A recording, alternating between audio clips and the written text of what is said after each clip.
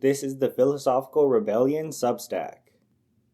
At the end of June, Trump and Biden had their first debate, and this entire election should be a runaway for Biden, because Donald Trump is coming off of 34 felony convictions, an $83 million defamation lawsuit after he sexually assaulted a woman and then lied about it, and a $355 million business fraud lawsuit.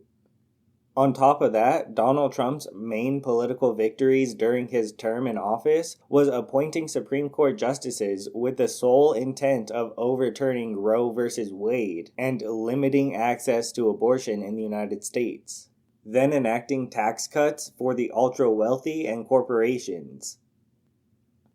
Alternatively, Biden has actually had a pretty successful presidency, with massive investments in infrastructure, to rescheduling cannabis, to a 15% minimum tax rate for corporations, to helping lower drug prices for American consumers, to supporting unions and even standing on a picket line with striking workers, to a very strong economy with record low unemployment, meaning we regained all the jobs lost in COVID and then many more, including hundreds of thousands of manufacturing jobs that Biden helped to bring back to America through investments like the CHIPS and Science Act. So Biden really should be running away with this election, but he is not, and the debate only made things worse. Biden was seen by 50 million viewers losing his train of thought and then saying things like, "We beat Medicare." So, understandably, there's been a lot of concern, not only among Republicans and independents, but also in the Democratic Party as to whether or not Joe Biden should drop out of the race. After a few days of deliberation, the Biden administration came out and said he will not be leaving. He is the nominee. And I think that's a terrible idea. I think Joe Biden needs to step down, not only because of his cognitive decline, but because he is no longer the best fit candidate to try to defeat Donald Trump. The best fit candidate to defeat Donald Trump is Bernie Sanders. You might think an issue with that is that Bernie Sanders is actually a year older than Joe Biden, but it is not an issue of age. It is an issue of cognitive decline. And if Joe Biden had hours and hours of good performances with those few mistakes mixed in throughout it, that would be one thing. But Joe Biden has actually had historically low interactions with journalists, even turning down an interview right before the Super Bowl. So they've given a massive impression that they are hiding Joe Biden.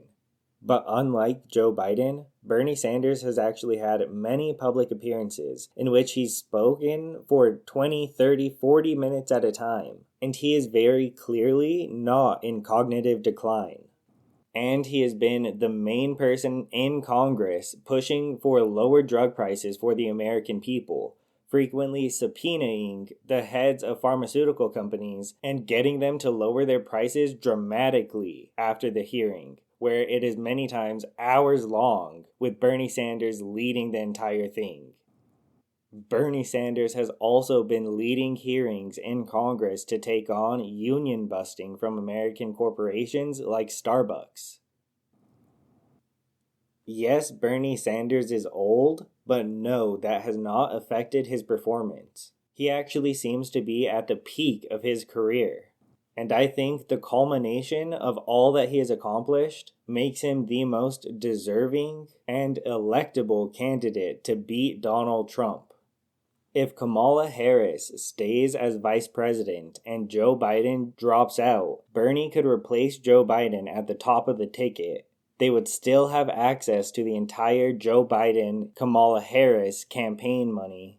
And pair with that, Bernie Sanders' record number of small dollar donors contributing to his campaign. If that were to happen, you would have Bernie Sanders, who truly represents economic reform that the American people want, and true political reform against the corruption that has plagued Washington, D.C. So not only would we replace the "We Saved Medicare" guy with the guy who's been in Congress leading the hearings, taking on the pharmaceutical executives, we would also take away Donald Trump's biggest strength. Because his main appeal has always been that he is an outsider who is willing to take on the corruption in Washington, D.C. And for Trump, that is all empty rhetoric. But for Bernie Sanders, he has actually been advocating for years for the policy proposals and the ideology necessary for America to actually get rid of that corruption. So I think Bernie Sanders is the most well-equipped candidate in the 2024 election to defeat Donald Trump. And I think that is absolutely imperative, because Donald Trump is a terrible person that does not deserve to be near the White House at all. But there's an even bigger threat to the Joe Biden campaign than his age, and that is his Israel policy. Because even though Joe Biden refused to participate in a single Democratic primary debate, there was still hundreds of thousands of uncommitted voters in the Democratic primary who took time out of their lives to go vote to say that they weren't going to vote for Joe Biden, but instead chose uncommitted.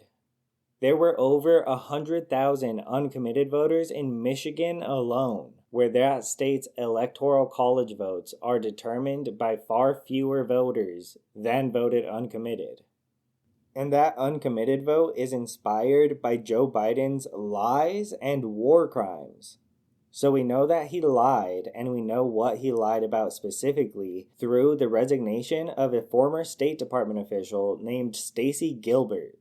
She resigned from the Biden administration after the National Security Memorandum regarding Israel's compliance with international and U.S. law was released from the Biden administration.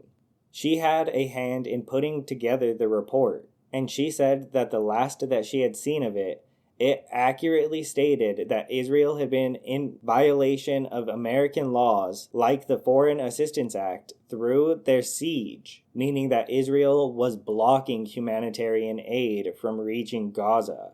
But then after that report went to Anthony Blinken and Joe Biden, it was deceptively changed to say that Israel was not blocking humanitarian aid. And that lie was enough to trigger the resignation of Stacey Gilbert, because it's a really significant lie.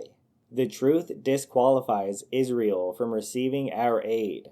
So through lying, the Joe Biden administration is continuing to send funds and arms to a government engaged in the planned starvation of civilians. So Anthony Blinken had already acknowledged that 100% of the population of Gaza was facing severe acute food insecurity. And Joe Biden had already acknowledged the indiscriminate bombing of Gaza. Yet either one or both of them knowingly lied in the National Security Memorandum in order to continue funding those war crimes. The uncommitted vote wants Joe Biden to just enforce the Foreign Assistance Act and disqualify Israel from receiving our aid. But instead, Joe Biden helped to send $6.5 billion in funding and weapons to Israel. And that is another electoral threat that Bernie Sanders would not experience. Bernie Sanders has been on the right side of this conflict from the beginning. Just listen to what Bernie Sanders has been saying. The Foreign Assistance Act is clear. No U.S. assistance may be provided to any country that, quote, prohibits or otherwise restricts, directly or indirectly, the transport or delivery of United States humanitarian assistance, end of quote.